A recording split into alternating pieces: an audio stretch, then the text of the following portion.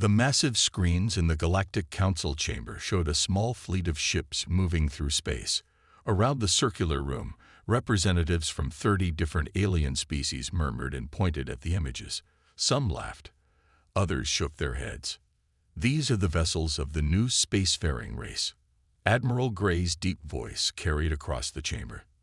The tall, blue-skinned military advisor stood up from his seat, his decorated uniform gleaming under the bright lights. They look like escape pods compared to our ships. The council head, an elderly alien with silver scales, leaned forward in his floating chair. Yes, Admiral. These humans, as they call themselves, have achieved faster-than-light travel. Their ships have been spotted near the Orion Arm. More laughter filled the chamber. The ships on display were indeed tiny, no longer than 300 meters from bow to stern. Most council races built their smallest warships at least 3 times that size. Their capital ships often stretched for kilometers. Admiral Gray waved his hand dismissively. Hardly worth our attention. They must be centuries behind us in technology. I recommend minimal diplomatic contact. Let them develop on their own until they can build proper ships. The council members nodded in agreement, all except one. With respect, Admiral, said Representative Smith, the newly arrived human observer, size isn't everything. His words were met with more chuckles from the chamber. Before anyone could respond, red warning lights flashed across the chamber screens. A junior officer rushed in, his tentacles writhing with anxiety. Emergency report, he announced. Pirates have attacked the human colony on HD 40,000, 307 grams. Admiral Gray sighed. Unfortunate, but their ships are too small to tow. The human defense fleet is responding. The officer interrupted, his eyes wide. You need to see this. The main screen switched to a live feed. 3 massive pirate vessels, each nearly 2 kilometers long, surrounded the small human colony. They were known raiders, ones that even the council fleets struggled to catch. But as the council chamber watched, 6 human ships appeared from faster-than-light travel. Those toys, someone scoffed, against Thunder Circle pirates. They'll be destroyed. Representative Smith remained quiet, a small smile on his face. The human ships moved with impossible speed and precision. Their small size, which had drawn such mockery, now proved to be their greatest advantage. They darted between the massive pirate ships like insects around lumbering beasts. The first pirate vessel fired its main guns and missed completely. The human ships were too quick, too agile. They spun and rolled in ways that seemed to ignore physics itself. Impossible, Admiral Gray whispered. Ships that size can't have inertial dampeners that advanced. But they did, and more. The 6 human vessels moved in perfect formation, their smaller weapons firing with pinpoint accuracy. They targeted engines, weapons, and command centers with surgical precision. Within 10 minutes, all 3 pirate ships were dead in space. Silence fell over the council chamber. The junior officer cleared his throat. Report from the scene, sir. All pirate crew members have been captured. The human colony is undamaged. No casualties on either side. Admiral Gray stood frozen, staring at the screen. The tiny human ships now moved systematically around the disabled pirate vessels, their tractor beams looking almost delicate as they secured their massive prizes. Representative Smith stood up slowly. Admiral, council members, he said calmly, humanity learned long ago that bigger isn't always better. We had to build smaller ships because of limited resources, but we made them better, faster, smarter. He paused, looking around the chamber. Those pirates you couldn't catch for years. They'll face justice now. As Smith walked out of the chamber, the council members watched the screens in stunned silence. The human ships looked different to them now. No longer toys or escape pods, but something else entirely. Something dangerous. Admiral Gray sank back into his seat, his earlier dismissive attitude replaced with worry. If 6 small ships could do this, what could a full human fleet do? He had a feeling they would all find out soon enough. And somewhere on those human ships, their crews were probably laughing, just as the council had laughed at them minutes earlier. Only now, no one in the council chamber felt like laughing anymore. Tom Walker stood at the observation window of his design facility on Mars, watching his latest ship take shape in the construction bay below. Even after 30 years of designing spacecraft, the sight still made him smile. The vessel under construction was small by alien standards, only 250 meters long. But Tom knew better than anyone that its size was its greatest strength. "Mr. Walker," the voice called from behind him. "The Galactic Council representatives are here for their inspection." Tom turned to see Admiral Gray and 3 other alien officials entering the facility. After the pirate incident 2 weeks ago, the Council had finally started taking human ships seriously. "Welcome to Walker Spacecraft Design," Tom said, gesturing to the window. "You're just in time to see our newest Corvette-class vessel being completed." Admiral Gray pressed his face against the glass, his blue skin reflecting in the window. "It's tiny," he said, though this time there was no mockery in his voice, only curiosity. "Follow me," Tom said. "I'll show you why." He led them into the ship through the main airlock. The aliens had to duck their heads in the corridors, but Tom explained this too was by design. "Smaller corridors mean less wasted space," he said. "Every cubic meter counts." They reached the engine room, and Admiral Gray's eyes widened. Where alien ships had massive engine chambers the size of sports stadiums, the human ship's power core was no bigger than a small house. "Impossible," one of the other officials said. "A core that size couldn't power a ship's systems." Tom smiled and pressed a button on the wall console. Holographic diagrams appeared in the air around them, showing the ship's internal systems. "Look here," he said, pointing to the core. "We don't use the standard crystal matrix designs like your ships. Humans developed microscale fusion reactors out of necessity. We couldn't mine enough crystals on Earth to power bigger cores, so we had to think differently." He walked them through the ship's other innovations. The inertial dampeners were built into the hull itself rather than taking up precious internal space. The shield generators were small but arranged in an overlapping geometric pattern that multiplied their effectiveness. But the real breakthrough, Tom said, leading them to the bridge, was in automation. The bridge was smaller than the aliens' meeting rooms, only 5 crew stations, compared to the hundreds required on alien ships. "Your vessels need huge crews because everything is spread out," Tom explained. "Our ships are compact, automated. One human can do the work of 20 alien crew members because everything they need is within arm's reach." Admiral Gray ran his hand along the control panel. "And the weapons?" Tom pressed another button. The hologram showed the ship's weapon systems, small, precise, and devastating. "We couldn't build the massive gun batteries your ships use," Tom said. "So we developed targeted energy weapons instead. They use less power but hit exactly where we want them to, like a needle rather than a hammer." The aliens exchanged looks. Their own ships were built on the principle that bigger meant better. More power, more crew, more weapons. But here was proof that another way was possible. "Resource limitations," Tom continued, "forced us to be creative. When we first reached space, we couldn't build big ships like yours. We didn't have the materials, so we learned to build smart ships instead." He led them back to the observation window. The Corvette below was now complete, its hull gleaming under the Mars sunlight. "That ship," Tom said proudly, "can match any of your cruisers in battle. It uses 1/10 the fuel, needs 1/20 the crew, and can turn on a dime. And we can build 20 of them in the time it takes you to build one large ship." Admiral Gray stared at the ship for a long time. Finally, he turned to Tom. "Mr. Walker," he said slowly, "I believe we have much to learn from each other."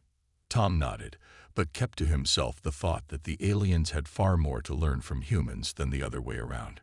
After all, humanity had already learned the most important lesson: limitations breed innovation, and sometimes the smallest solutions solve the biggest problems. Look at their pathetic toys. The Meridian Emperor's voice boomed through the propaganda broadcast. On screens across their empire, images of human ships played alongside much larger Meridian vessels. They dare to challenge our might with these miniatures. Captain Anna Reed switched off the broadcast in her ship's command center and rubbed her temples. The Meridians had been pushing this message for weeks now, but something about their mockery felt forced, desperate even. Status report. She called out to her bridge crew aboard the HDF Vigilant. 3 more Meridian scout ships detected near the border. Captain, her sensor officer reported. That's the 5th group this week. Anna frowned. The Meridians were up to something. Their massive ships kept appearing at the edges of human space, watching, measuring, testing responses. They claimed these were routine patrols, but Anna knew better. Send another warning to the Galactic Council, she ordered. Mark it urgent. Hours later, the Council's response appeared on her screen. The same response she'd received the last 3 times. No evidence of hostile intent. Continue monitoring. Anna slammed her fist on her armrest. The Council still didn't understand. They saw the size of Meridian ships and assumed they held all the power, just like they had once dismissed human ships as harmless. Captain, her communications officer called out. Message from Earth Command. They want us to investigate a disturbance in Sector 7. Set course, Anna ordered. As her ship moved through space, she studied the tactical display. The Meridians were forming a pattern with their movements, but what were they planning? The Vigilant arrived in Sector 7 to find a civilian mining operation in chaos. A massive Meridian warship loomed over the asteroid field, claiming they were inspecting for illegal mining practices. This is Captain Reed of the Human Defense Force, Anna broadcast. Your presence here violates 3 separate treaty agreements. Withdraw immediately. The Meridian ship's commander appeared on her screen, his scaled face twisted in a sneer. Or what, human? Will you scratch our hull with your tiny vessel? Anna smiled coldly. Would you like a demonstration of what this tiny vessel can do? The Meridian commander laughed, but Anna noticed his ship was already turning away. They were all bluster, no bite. At least for now. Back at Earth Command later that week, Anna presented her findings to the Defense Council. The room was small compared to the grand chambers of alien governments, but like human ships, its size hid its importance. The Meridians are testing our response times, she explained, pointing to a map showing their patrol patterns. They're measuring how quickly we react, how many ships we send, what routes we take. This isn't curiosity. It's military intelligence gathering. The Council won't act without proof, one of the admirals said. Then we'll gather proof, Anna replied. She pulled up images from her ship's scans. Look here. Their warships are carrying extra power cells, upgraded shields. They're preparing for something big. The Defense Council members exchanged worried looks. They had all seen this pattern before in Earth's history. The mockery, the testing of defenses, the military buildup disguised as routine operations. Keep watching them, Captain, the head admiral ordered. But don't provoke them. Not yet. As Anna walked back to her ship that evening, she passed the massive viewing window overlooking the shipyards. Dozens of human vessels were under construction, each one a marvel of compact engineering. The Meridians thought their size made them weak, just as the Council once had. She touched the cool glass, watching the ships below. Mock us all you want, she whispered. You'll learn the hard way what humanity can do.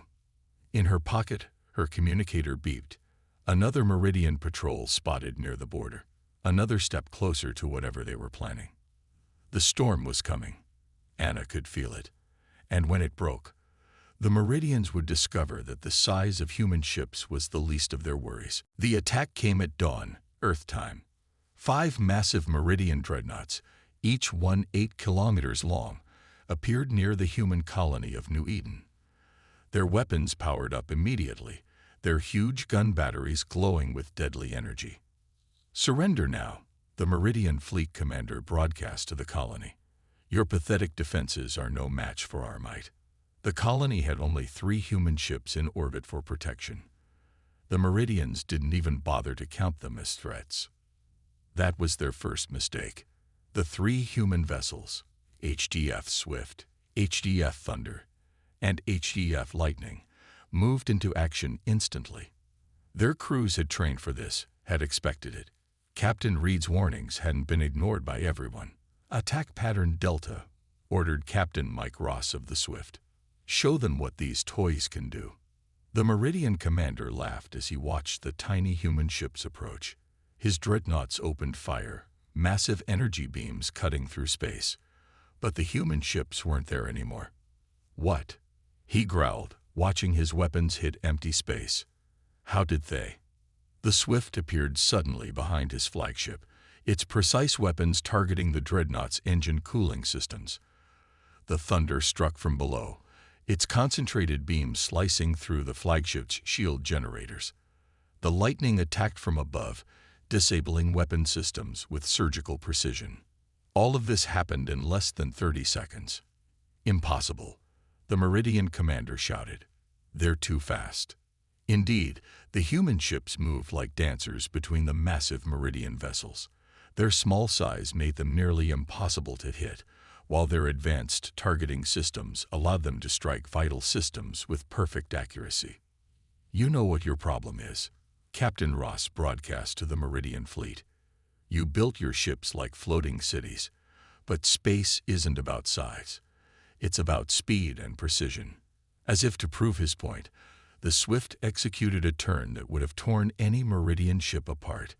It spun 180 degrees in less than a second, its advanced inertial dampeners protecting the crew, and fired another precise shot. The Meridian flagship's main power core went dark. The other 4 dreadnoughts tried to coordinate their fire, to trap the human ships between their massive weapons. But it was like trying to catch flies with sledgehammers. The human vessels simply slipped through gaps the Meridians didn't even know existed in their formation. "Shield status," the Meridian commander demanded. "Failing, sir. Their weapons, they're not powerful, but they know exactly where to hit."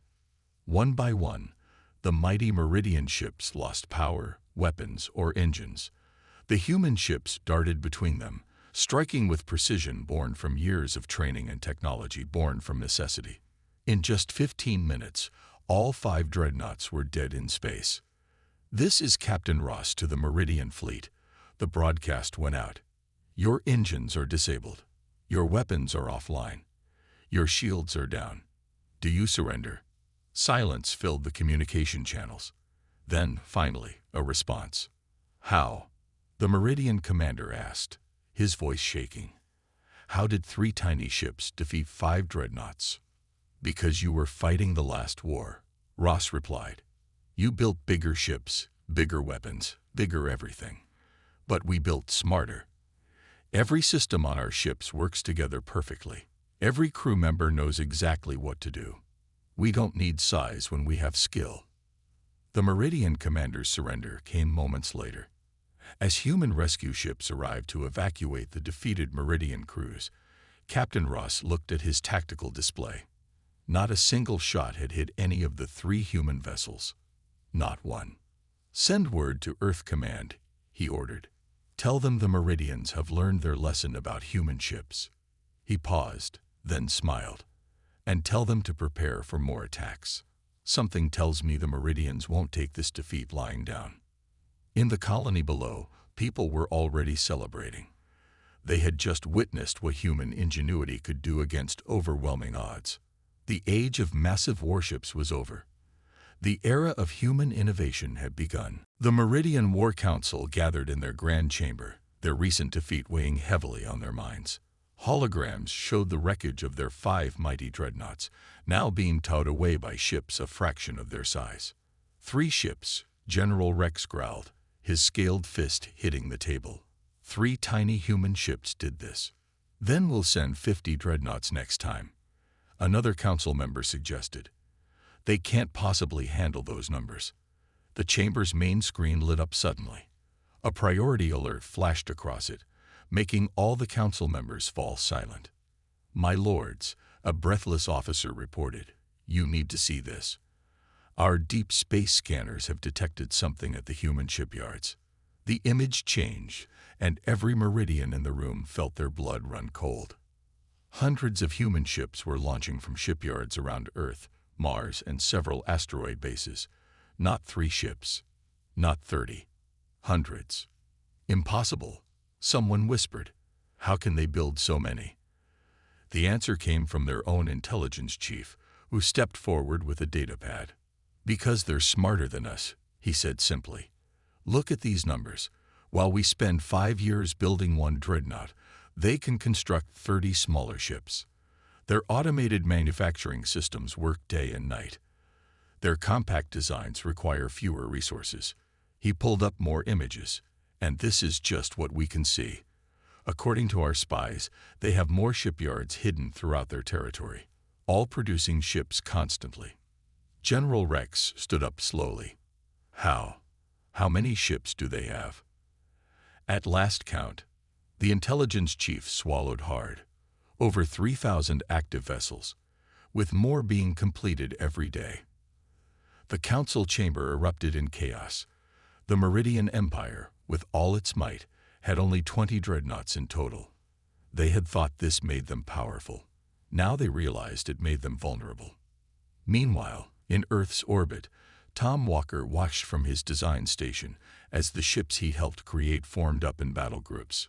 Each one was a marvel of engineering, small but deadly.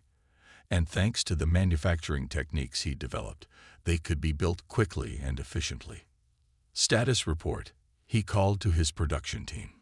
"Shipyard 7 just completed another 15 corvettes, sir," his assistant reported. "Yards 3 through 6 are at maximum capacity. The new automated assembly lines are working perfectly." Tom smiled. The Meridians had forced their hand, made them reveal their true production capability. Now everyone would understand why humanity had chosen to build smaller ships. "Sir," his assistant said, "message from the front. The Meridians are pulling their forces back from all human borders. They're requesting an immediate ceasefire." Of course they were. They had just realized that their superior fleet of 20 massive ships was about to face thousands of human vessels. Size meant nothing when you were outnumbered 100 to 1. In the Galactic Council chamber, Admiral Gray watched the same scenes with a mixture of awe and fear. The human fleet filled the tactical displays, their formations perfect, their numbers overwhelming. "We should have known," he said to Representative Smith, who stood beside him. "All those years of building bigger ships, and you were quietly building something far more powerful, an industrial machine that could produce entire armadas." Smith nodded. Humanity learned long ago that victory doesn't always go to the biggest or strongest. Sometimes it goes to the ones who can adapt, who can build efficiently, who can replace their losses fastest. He gestured to the screens, where more human ships were still launching. "This is why we built small, not because we had to, but because it was smarter, and now everyone knows it." The message spread quickly across the galaxy. The human fleet was no longer something to be mocked. Their tiny ships had become a symbol of intelligence over brute force, of quality multiplied by quantity. The age of the dreadnought was truly over.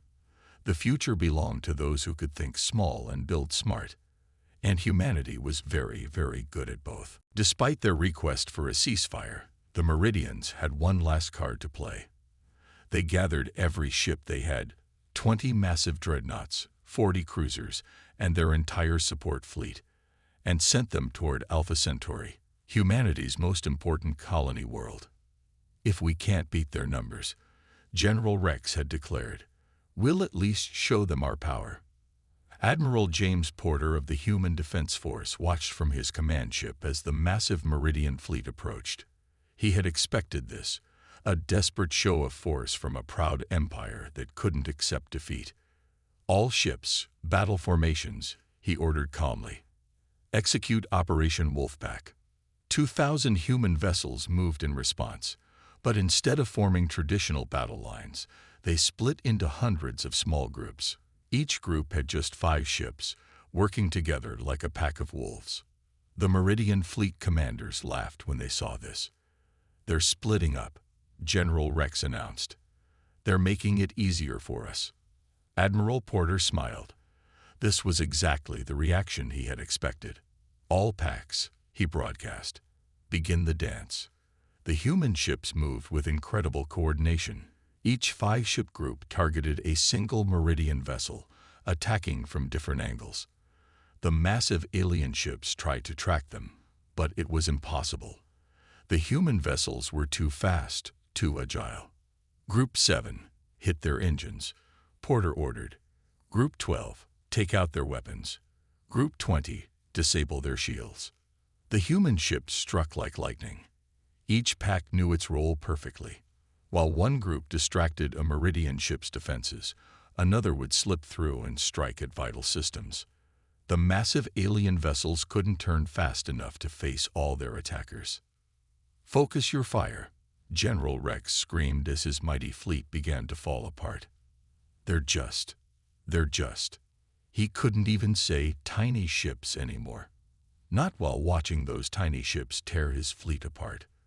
A Meridian dreadnought exploded as 3 wolf packs coordinated their strikes perfectly. Its massive hull split in half, a clear demonstration that size meant nothing against precision and teamwork. "Sir," one of Porter's officers called out, "the Meridians are trying to form a defensive circle." Porter nodded. "Just as we planned. All groups, execute pattern storm." The wolf packs moved again, but now in a new formation. They created a swirling pattern around the Meridian fleet, like a hurricane of small ships. The Meridians fired desperately, but their weapons passed harmlessly through empty space as the human vessels danced between their shots. "How?" General Rex demanded as another dreadnought went dark. "How are they so coordinated?" The answer was simple: practice. While the Meridians had spent years building their massive ships, humanity had perfected the art of fighting with smaller ones. Each wolf pack had trained together for months. They knew exactly how to work as one. "General," a Meridian officer reported, his voice shaking, "half our fleet is disabled. We can't track their movements. We can't." An explosion cut off his words as another dreadnought's power core overloaded. Admiral Porter watched the battle with calm satisfaction. This was the future of space warfare. Not giant ships fighting like ancient battleships, but small, agile vessels working together with perfect coordination. "All groups," he ordered. "Final strike pattern. Let's end this." The wolf packs moved as one, thousands of small ships creating patterns too complex for the Meridian targeting computers to handle. Their precise weapons struck again and again, disabling rather than destroying when possible. In just 2 hours, the greatest fleet the Meridian Empire had ever assembled lay dead in space. Not one human ship had been lost. As rescue ships moved in to help the stranded Meridian crews, Admiral Porter sent one last message to General Rex. "Size isn't everything, General. The future belongs to those who can adapt. Remember that." The Battle of Centauri would be remembered as the day the galaxy learned that the strongest fleet wasn't the biggest, it was the smartest, and humanity's tiny ships had just proven themselves the smartest of all. 1 month after the Battle of Centauri, the Galactic Council chamber was packed. Representatives from every spacefaring race had gathered to witness something unprecedented: the signing of the new naval treaty. Admiral Gray stood at the podium, looking very different from the confident military advisor who had once mocked human ships. His blue skin seemed paler, his posture more humble. "We were wrong," he began, his voice carrying across the silent chamber. "For centuries, we believed that bigger meant better. We built massive ships because we could, not because we should." Tom Walker sat in the human section, watching as the Admiral gestured to the screens behind him. They showed images of the new ships being built in alien shipyards, smaller vessels, clearly inspired by human designs. "The humans taught us a valuable lesson," Admiral Gray continued. "True strength lies not in size, but in efficiency. Not in brute force, but in innovation. Captain Anna Reed, newly promoted to fleet commander, smiled from her seat. She remembered how the Council had ignored her warnings about the Meridians. Now they hung on every word of her tactical briefings. The Meridian Empire's surrender was unconditional, the Admiral announced. Their remaining dreadnoughts will be decommissioned. Their shipyards will be converted to build the new Standard-class vessels, designed with human consultation. In the back of the chamber, several Meridian representatives shifted uncomfortably. General Rex was notably absent. He had resigned in disgrace after the battle. But his replacement nodded in agreement with the Admiral's words. To demonstrate our commitment to this new era, Admiral Gray said, I am pleased to announce that Tom Walker has agreed to head our new Joint Ship Design Committee. Tom stood up as the chamber applauded. He had already begun sharing some of humanity's shipbuilding secrets, the less critical ones, at least. The aliens would have to figure out the rest on their own. But perhaps most importantly, the Admiral continued, we have learned that progress doesn't always mean making things bigger. Sometimes it means making them smarter. The screens changed to show the Battle of Centauri. The Council members watched in silence as the human wolf packs demonstrated their perfect coordination. Even now, after studying the footage for weeks, many still couldn't believe what they were seeing. Admiral Porter, standing near the chamber's entrance, allowed himself a small smile. His Wolfpack tactics were being taught in every fleet academy across known space. The age of the massive capital ship was over, replaced by squadrons of smaller, more efficient vessels. The human fleet, Admiral Gray said, which we once mocked as tiny, has shown us the future. Their ships represent the perfect balance of size, power, and efficiency. From this day forward, all Council member races will follow their example. He raised his hand toward the human section. We thank you for teaching us this lesson, though we wish we had learned it sooner. After the ceremony, Tom Walker stood at a viewport, watching ships move through space around the Council station. Among the remaining large alien vessels, he could already see the first of the new designs, smaller ships, built with the lessons learned from humanity. Quite a change from when they laughed at our ships, Captain Reed said, joining him at the window. Tom nodded. They're learning, though they still have a long way to go. Do you think they'll ever match our ships? She asked. Maybe someday, Tom replied. But by then, we'll have invented something new. That's what humans do. We never stop innovating. Outside, a group of human ships passed by, small, sleek, and deadly efficient. No one would ever mock them again. Instead, they had become the standard by which all other ships were measured. The galaxy had learned its lesson. Never judge by size alone. And more importantly, never underestimate human ingenuity. Because sometimes the smallest ships can carry the biggest surprises. The end.